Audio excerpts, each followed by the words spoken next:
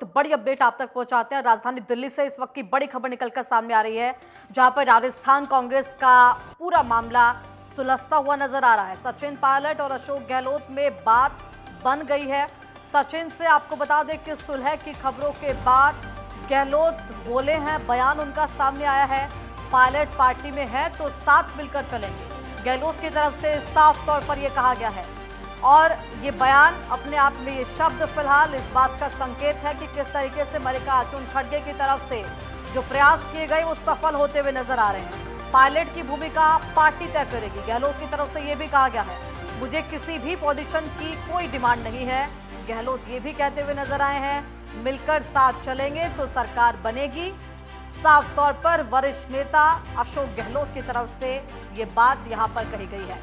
मेरे लिए पद मायने नहीं रखता है, जो धैर्य रखता है उसे मौका मिलता है। पायलट की भूमिका हाईकमान तय करेगा। ये तमाम बातें कही गई अशोक गहलोत की तरफ से। और एक लंबे तनावपूर्ण माहौल के बाद राजस्थान के दो कांग्रेस के दिग्गज नेता सचिन पायलट, अशोक गहलोत के बीच फिलहाल स्थिति सामान्य होती हुई नजर आ रही है। संकेत ये है अशोक गहलोत के बयान के बाद कि कहीं ना कहीं बड़प्पन दिखाते हुए वरिष्ठ नेता के तौर पर फिलहाल बात मान ली गई है।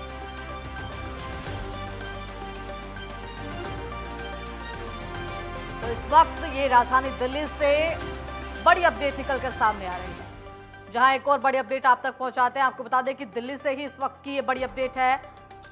इसी के साथ राजस्थान कांग्रेस का विवाद सुलझता हुआ नजर आ रहा है। सचिन पायलट, अशोक गहलोत में बात बन गई है।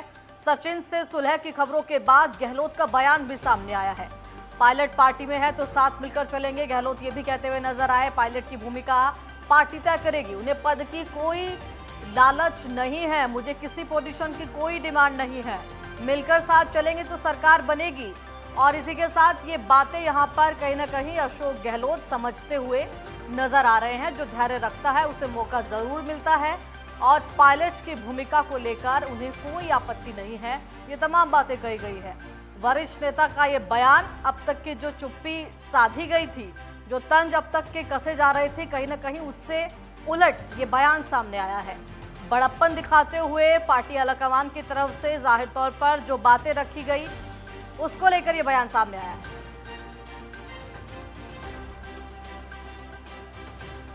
और ज्यादा जानकारी के साथ निरंजन परिहार, वरिष्ठ पत्रकार हमारे साथ जुड़ गए हैं, उनसे ज्यादा अपडेट ले लेते हैं। निरंजन जी, फिलहाल किस तरीके से आशंकाएं लगाई जा रही थी कि कहीं ना कहीं मल्लिकार्जुन खड़गे जो कर्नाटक के अंदर उनकी तरफ से करके दिखाया गया वो राजस्थान में भी करके दिखाने में सफल होंगे, लेकिन इतनी जल्दी बात बनेगी और अशोक गहलोत की जो बयान है, जो शब्द हैं, वो इस तरीके से बदल जाएंगे, इसकी उम्मीद भी नहीं थी।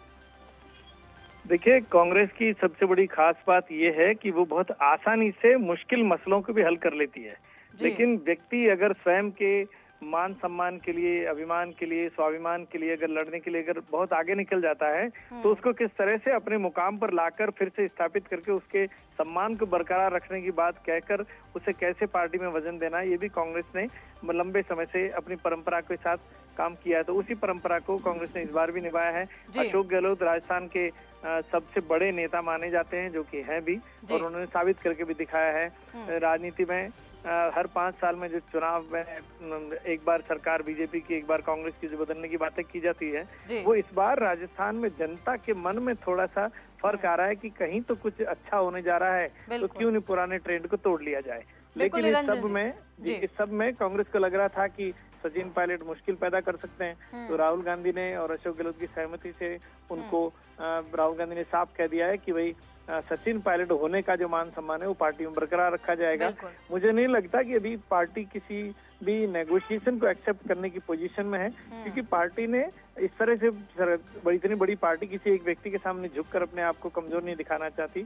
तो ये सारी बातें अभी सामने नहीं आई कि उनकी मीटिंग में क्या बातें हुई, लेकिन इतना पक्का है कि समझा दिया गया। देखिए, समझा दिया गया है, इस बात का ही जो नतीजा है शायद वो अशोक गहलोत के शब्द भी स्पष्ट कर रहे हैं, क्योंकि उन्हें पता है कि देखिए बड़प्पन एक बहुत बड़ी चीज है। वरिष्ठ नेता हैं कांग्रेस के और कहीं ना कहीं ये बड़प्पन दिखाने की उनका यहाँ पर पद भी है, उनका धर्म भी है, और उनको भी ये पता है कि यदि पार्टी को वापस से सत्ता में स्थापित करना है तो कहीं ना कहीं कुछ ना कुछ जो समझौते हैं वो करने पड़ेंगे और साथ मिलकर भी चलना पड़ेगा।